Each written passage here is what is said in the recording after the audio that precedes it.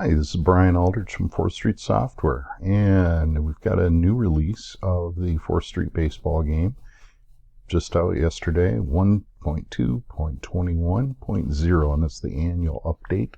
So hence the 21, since it's 2021 now.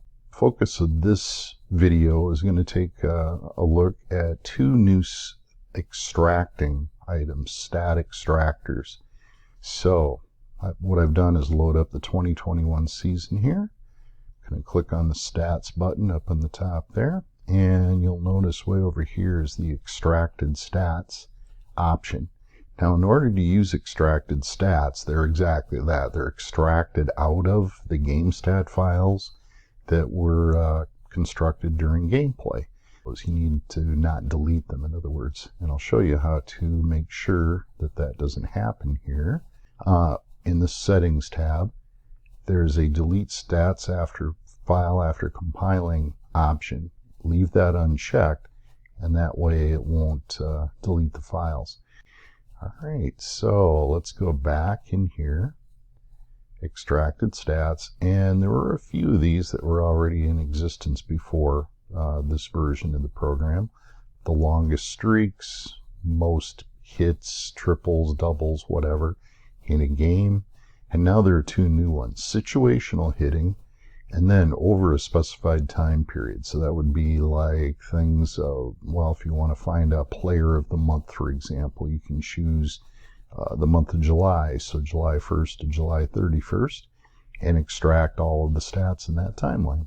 So I'm going to show you two of these today, the situational hitting one first, and we can choose this for every single team in both leagues, or we can deselect. This 1 and the 2 is the first conference, so to speak, so in this case the American League.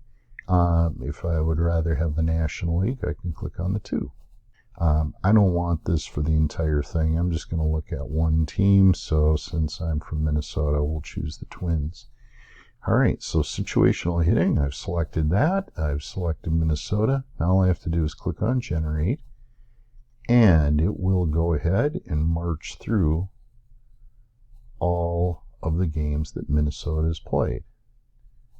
Now it temporarily has to open up the other ones too, just to see if in fact the Twins played in that game. By the way, this is not a full season. It was about 35 games or so for the Twins. But what it does is it marches out a report here for all the Twins batters during the season so far.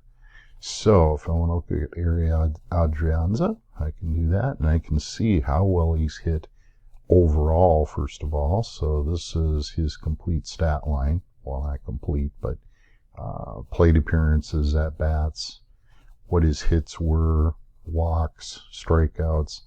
Apparently he has not done real well during this time frame. He had a really poor season last year. His bases empty situation hitting. So his total for bases empty, 29 plate appearances, 25 at bats. He hit for a 280 average, so not bad. Versus left-handed pitching, he's a switch hitter, so that would put him batting right-handed. He only hit 200 with bases empty. Against right-handed pitchers, 333. Down here, he only had one opportunity with bases full, and he failed on it. So batting 0-0-0 against a right-handed pitcher. No appearances against a lefty. Runner on first. Yikes. Batted 0 all the way across the board. So let's see if we can find someone who's a little more successful. Maybe Nelson Cruz would be a good example here. So he had 150 plate appearances during this time frame.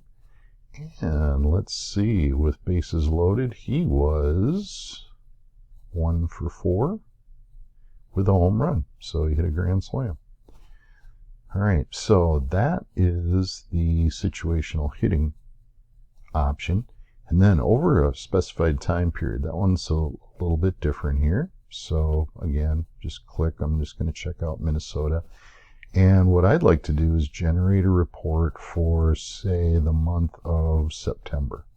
So I'm going to hit generate, and all I have to do is select the date that I want. So we'll go from September 1st, hit OK. Notice up here it says select start date. And then I'm going to go through September 30th. So again, select end date now, hit OK, and it will start up. Now, I didn't replay the entire season here, so apparently I only got one game into September. So let's do another one here.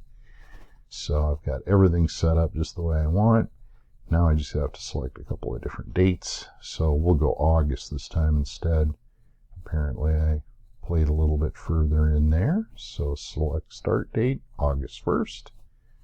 Select end date, August 31st. And now it'll go to town.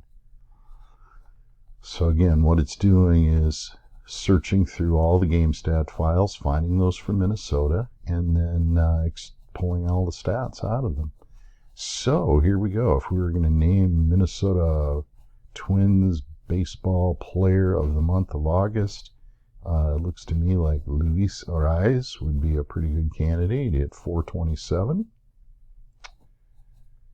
Ooh, the rest of them didn't do too well. Eddie Rosario, who they unceremoniously dumped in the offseason, hit 289, so he was their second best hitter during that time stretch.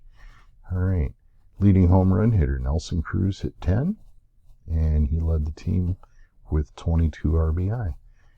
There's also a pitching option here. Taylor Rogers had 4 saves. Let's see, Jose Barrios had 4 wins.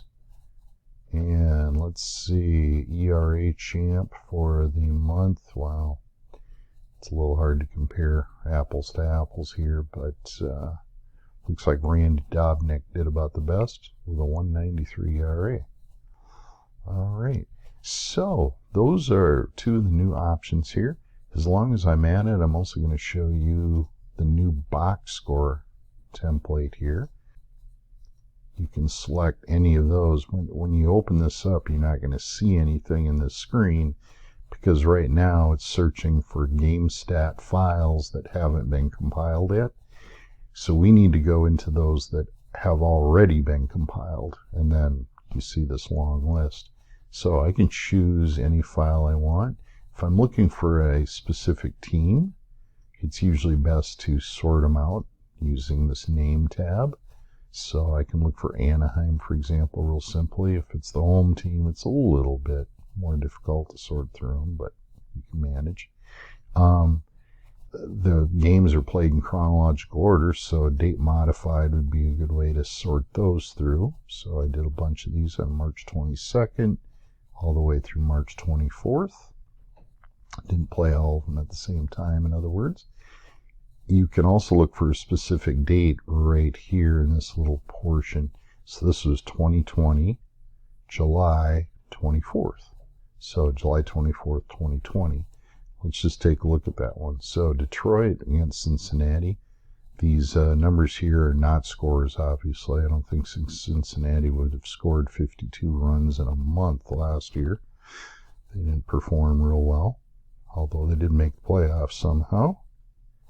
All right, and this is what the new default box score looks like. So we've got the hitters on the top, the pitchers on the bottom. There's an extended description of what's going on down there. So that's all there. Looks a little nicer than the older ones. The old one is still available by clicking this larger box up at the top. So this is a more thorough report of what the players did during the game. But this is probably a little more traditional.